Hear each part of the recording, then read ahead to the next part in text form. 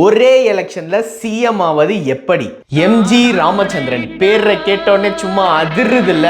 1953க்கு முன்னாடி காலகட்டத்தில் காங்கிரஸோட ஐடியாலஜிஸ்னால ஈர்க்கப்படுறாரு. அதுக்கப்புறம் 53ல டிஎம்கேல வந்து ஜாயின் பண்றாரு.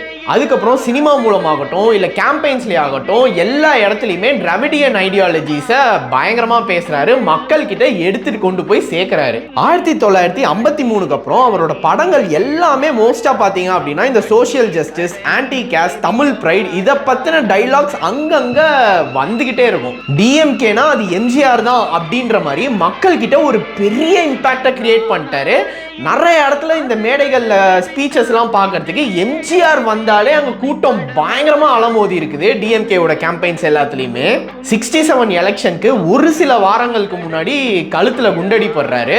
சுட்டது வந்து வேற யாரும் இல்ல, நம்ம ராதா ரவி அவரோட அப்பா தான். எம்ஆர் ராதா மூலமா சுடப்படுறாரு. பயங்கர நியூஸ் ஆகுது. ஹாஸ்பிட்டல்ல இருந்துகிட்டே எம்எல்ஏவும் ஆகுறாரு.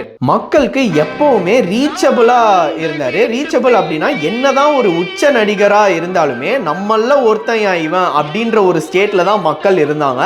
அதுக்கு ஏத்த மாதிரி இவருமே நடந்துகிட்டாரு. 1972 அண்ணாவோட மறைவுக்கு பிறகு கலைஞர் கருணாநிதி கூட ஒரு கருத்து வேறுபாடுல சண்டை போட்டு கட்சியை விட்டு வெளியே வந்து ஏடிஎம்கே அப்படின்னு சொல்லிட்டு ஒரு புது கட்சியை ஆரம்பிக்கிறாரு. 1977ல முறையா சிஎம்மும் ஆகிறாரு. அப்படிப்பட்ட எம்ஜிஆருக்கே